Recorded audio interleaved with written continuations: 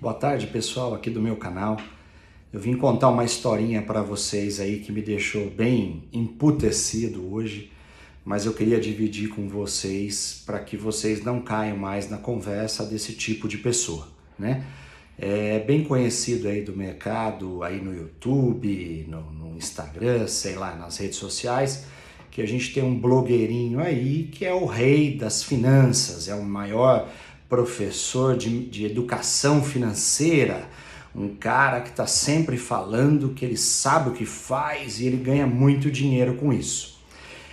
Eu não acho que ele tem nada de burro. Burro é você que consome os produtos desse cara. E eu vou te explicar por quê.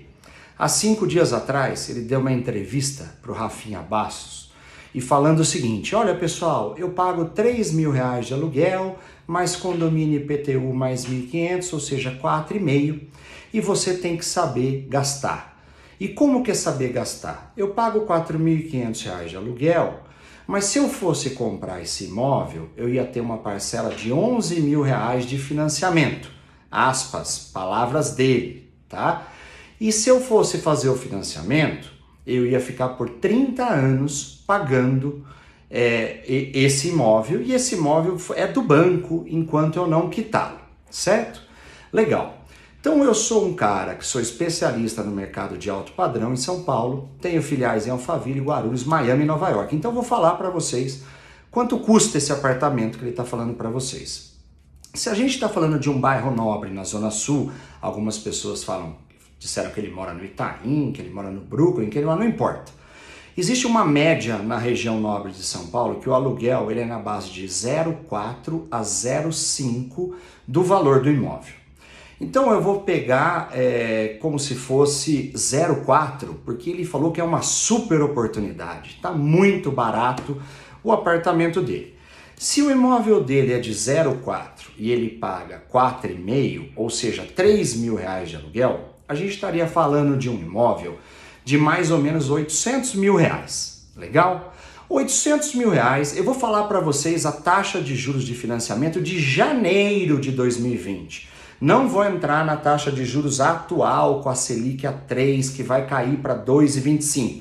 Em janeiro, a taxa Selic nós conseguíamos aqui na imobiliária na faixa de 7,2 a 7,5 ao ano.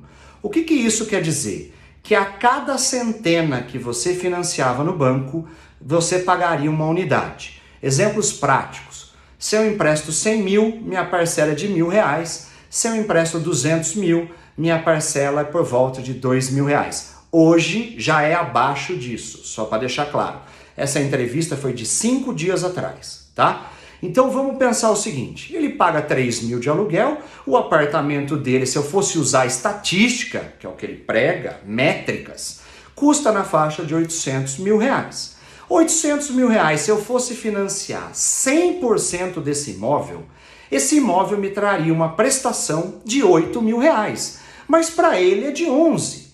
Tá aí o primeiro ato falho, a primeira mentira, a primeira demagogia colocada na entrevista. Mas vamos lá, é sabido, quando você vai realizar um financiamento, você tem que dar um valor de entrada. E se você tem um score muito alto no banco, você vai conseguir ali uma entrada por volta de 20%. Então, desses 800 mil, você vai dar uma entrada de R$160 mil, certo? Sobrando para você 640 mil para ser pago, certo? Esses 640 mil, a sua parcela vai ser de R$6.400, enquanto que ele paga R$3.000. Nós estamos falando quase do dobro. Aí, abro aspas, um novo raciocínio maravilhoso desse cara. Ele vira para vocês e fala assim, olha, se eu poupar a diferença de R$4.500 com a de R$11.000, que não existe, que é da cabeça dele, é imaginário, ou ele está usando a Selic de quando era 15, tá? Que não é mais desde o ano do ano passado. Então, se você usasse essa diferença de dinheiro e guardasse em 20 anos, aspas, gente, eu compraria esse imóvel à vista. Então vamos lá. Na minha última análise, nos últimos 12 anos, o mercado imobiliário média nacional tá? Se eu for falar do alto padrão em São Paulo, foi maior. Média nacional subiu 200%. Beleza, pessoal? Então eu quero falar mais uma coisinha para vocês. Ao mesmo período dessa análise da valorização dos imóveis nesses 12 anos, eu tive a mesma análise na Bolsa de Valores, tá? Eu tô falando dessa análise foi feita até dezembro do ano passado, ou seja, não pegou a pandemia, tá? Então foi um momento sensacional para o mercado financeiro, certo? O mercado financeiro mudou a curva lá do Ibovespa, foi de ganhos de 100%. Ou seja, o imóvel valorizou o dobro, tá? E se a gente for fazer a mesma análise nos 20 anos, e na diferença de pagamento de R$ 3.400 desse artista, que quer dizer que guarda o dinheiro em 20 anos, e numa Selic que vai ficar abaixo de 3, que pode chegar até a 1, que ele vai fazer o dinheiro dele render mais do que o imóvel, é o que eu falo para vocês. Missão impossível. É possível por alguém? É.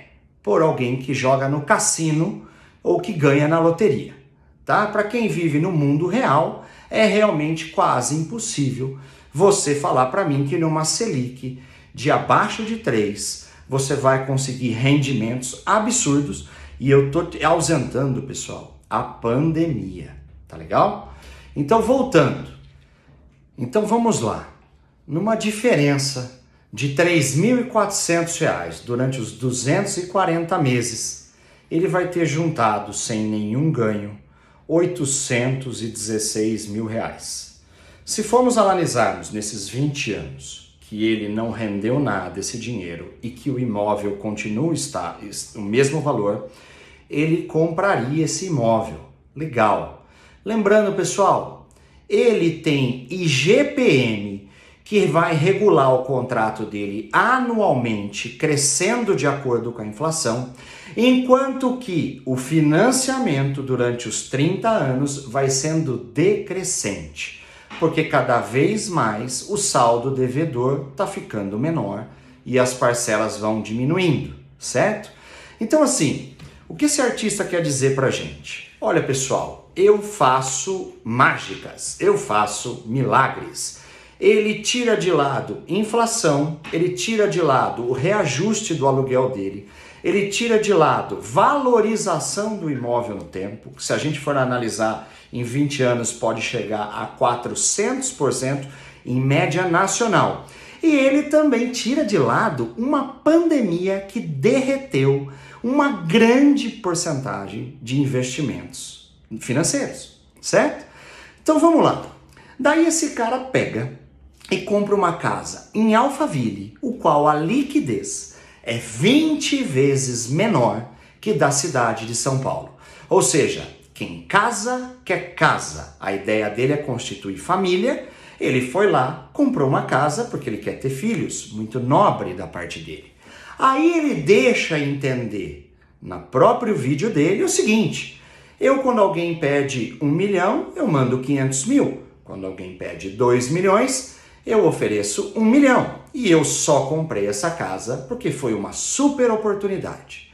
Então vamos lá. Uma família que está indo embora para Portugal, passar a vida tendo que gastar em euro a 1:7 praticamente, está abrindo mão de 50% do patrimônio para ir embora para Portugal, deixando carro, mobília e casa.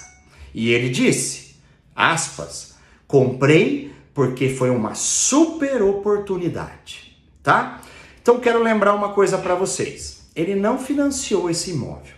Se esse imóvel foi pago com 50% de depreciação do valor dele, o banco não autorizaria, porque o banco manda uma pessoa avaliar o imóvel, um perito, para liberar um financiamento. Então, ou seja, esse imóvel foi comprado à vista, né? Aí ele compra esse imóvel à vista de uma liquidez ridícula, 20 vezes menor que a de São Paulo em média, tá? Eu tenho casas em Alphaville que é anunciada há 6 anos e nunca recebi um telefonema.